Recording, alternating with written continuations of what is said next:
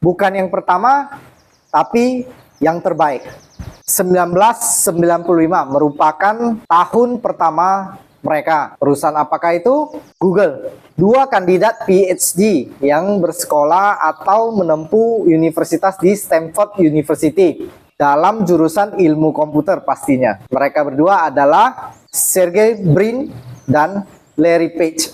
Keduanya merupakan putra dari profesor matematika. Kemudian mereka berdua memulai eksplorasi hubungan antar halaman koneksi internet untuk sebuah proyek riset mereka. Akan tetapi yang menarik adalah sebelum mereka hadir, pendahulu-pendahulu mereka sudah ada. Seperti contohnya Yahoo, kemudian AltaVista dan Lycos. Dengan melihat pengalaman dari para pendahulunya menciptakan sebuah hyperlink di dalam koneksi internet yang membawa kita dari satu halaman ke halaman lainnya. Dengan memakai sebuah alat yang dinamakan komputer untuk menjelajahi web dan mengevaluasi pentingnya link dengan link.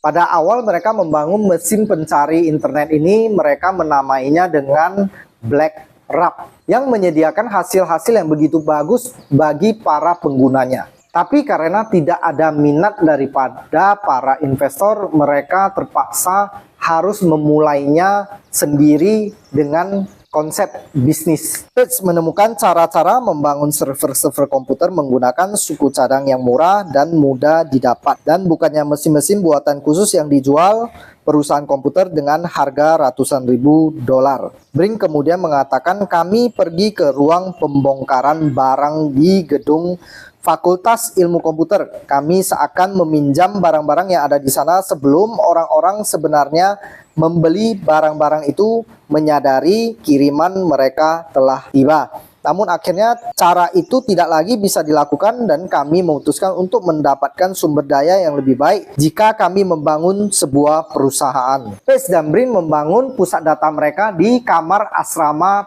Page dengan menggunakan komputer yang seadanya dan modal 15.000 dolar AS dari hasil pinjaman kartu kredit. Pada tahun 1998 mereka berdua kemudian pindah ke Palo Alto. Kemudian pada Juni 1999 mereka mengumumkan bahwasanya berhasil mengumpulkan dana dari seed capital dan dari venture capital Sequoia Capital dan Kellner Perkins Cofield and Buyers sebesar 25 juta US dollar. Tapi tahukah teman-teman nilai dari perusahaan Google saat ini berapa besar nih?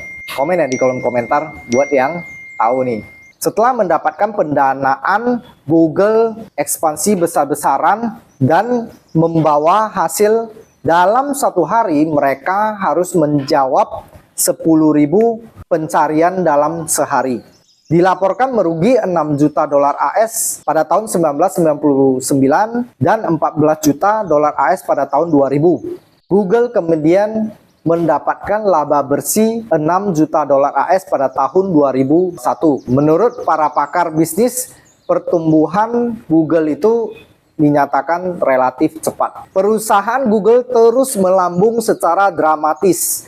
Pada tahun 2006, perusahaan Google sudah mencapai omset 10,6 miliar dolar Amerika Serikat. Luar biasa teman-teman. Dari cerita Larry Page dan Sergey Brin ini kita bisa mengambil hikmah ya teman-teman ya. Tidak perlu menjadi yang pertama. Dalam branding itu dibutuhkan konsisten dan persisten teman-teman. Bagaimana konsisten dalam mengupdate perusahaannya dan gigih ya teman-teman ya, untuk mencari sumber-sumber pendanaan untuk menyambung perusahaan Google. Walaupun pada awalnya tahun 1999 dan tahun 2000 itu Google sempat merugi secara besar-besaran dan nominalnya tidak sedikit teman-teman. Tidak seperti perusahaan-perusahaan teknologi yang ada di Silicon Valley. Google terus menahan diri untuk IPO atau melandai di bursa saham. 2004 merupakan tahun di mana mereka berdua memutuskan untuk melandaikan perusahaan Google di bursa saham. Dan pada kala itu, para pakar menghitung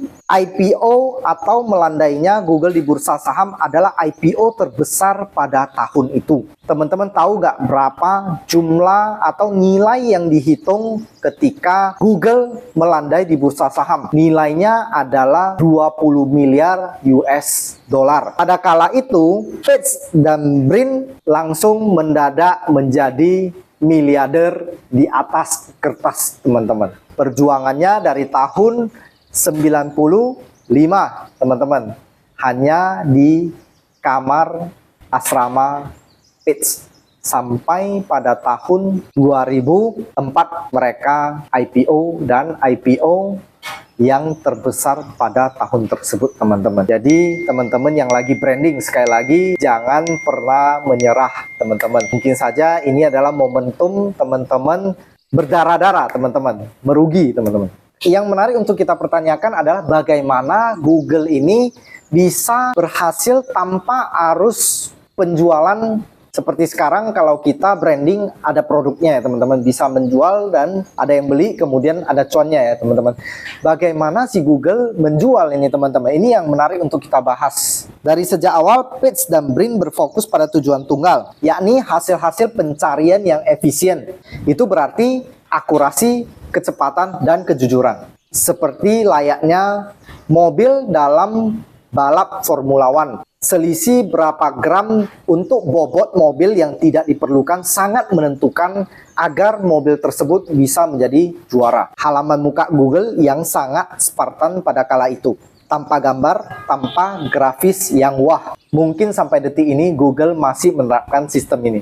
Dan hanya berisi 37 kata. Ini kita tayangkan awal-awal halaman Google. Kita kembali pada tahun 1999. Kabarnya untuk mencari sesuatu di Google membutuhkan waktu hampir 3 detik. Akan tetapi seiring bertumbuhnya jaringan, semakin cepat jaringan dari tahun ke tahun, dari zaman ke zaman, hari ini ketika kita mengetik atau mencari sesuatu di halaman Google hanya membutuhkan waktu 0,2 detik. Perbedaan yang cukup signifikan dari tahun 1999 dibanding dengan hari ini tahun 2024. Tahukah teman-teman yang lebih menarik lagi, Google nyaris tidak ada dana untuk pemasaran ataupun iklan. Iklan mereka itu adalah dari mulut ke mulut. Alih-alih mengumpulkan pendapatan di atas kertas melalui sebuah IPO prematur, Google menemukan sebuah arus pendapatan yang jelas dari penjualan hasil pencariannya pada mesin-mesin pencari lainnya, termasuk pemimpin pasarnya Yahoo, serta dari iklan yang dikembangkan dengan gaya yang menantang akal sehat. Iklan ditempatkan dalam bentuk teks yang link dengan kata yang dicari. Ketika kita mengetik kata holiday misalnya, maka iklan travel atau iklan wisata akan muncul di samping halaman di mana kalian mengetik kata holiday. Dari sanalah salah satu sumber pendapatan Google. Iklan dibatasi di puncak halaman dan para pengiklan berebut mengambil tempat terbaik. Pop-up gambar video streaming bahkan juga logo dilarang keras. Terlalu memakan waktu, terlalu mengganggu menurut Google.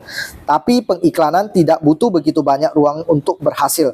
Dan Google mengklaim memiliki tingkat click-through sebesar 5-10 kali lipat dari format iklan biasanya. Iklan-iklan di Google ditargetkan dengan rapi dan dalam gaya dengan isi yang tampak lebih berguna ketimbang mengganggu. Di samping itu, bahkan dalam tipografis ketat ini masih ada ruang untuk berkembang. 2 karyawan Google terus bereksperimen hanya untuk mengkombinasikan kata-kata yang bagaimana kata tersebut bisa berhasil dalam iklan. Iklan pada hari Valentine yang berbunyi Fast Fresh Guaranteed diubah menjadi Fast Safe and Guaranteed. Dan penjualan mereka pun berkali-kali lipat. Sebuah tempat kerja Google cukup fanatik dengan detail, tapi sekaligus juga nyaris tanpa hierarki.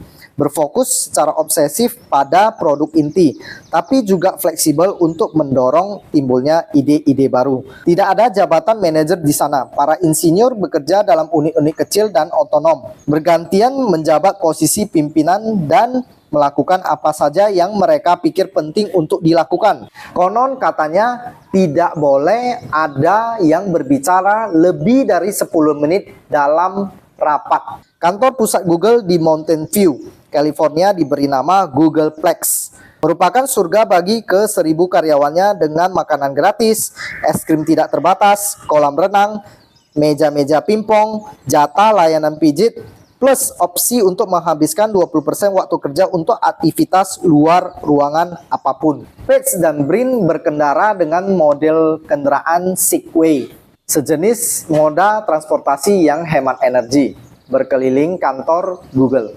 Walau Google sering menerima anak-anak magang kuliah, tapi Page dan Brin juga menyewa mantan CEO Novell, Eric Schmidt, sebagai CEO dan Chairman. Kemudian Page yang merupakan CEO pertama dari Google menjadi Presiden Bidang Produk pada tahun 2001. Pendekatan Google terhadap teknologi baru adalah meluncur bebas tapi juga konservatif. Ide-ide baru muncul setiap saat di bagian situs yang disebut Google Labs, tapi cuma sebagian kecil yang diperkenankan mengotori kemurnian halaman muka. Jadi Google selalu menjaga halaman pertama daripada Google ya teman-teman ya, sampai detik ini. Google juga sangat menjaga algoritma daripada perusahaan mereka, layaknya menjaga sebuah berlian yang ada di mahkota kerajaan. Walau begitu menjaga, Google memperkenankan para pengembang untuk mengunduh mesin pencari mereka yang digunakan pada aplikasi mereka sendiri. Beberapa orang mungkin memandang pembagian produk secara gratis ini sebagai hal yang gila, namun Google berharap teknologi mereka akan dapat terintegrasi pada sesuatu yang menarik. Brin pernah mengatakan, ada yang mengatakan bahwa Google itu adalah Tuhan, tapi ada juga yang mengatakan bahwasanya Google itu adalah setan.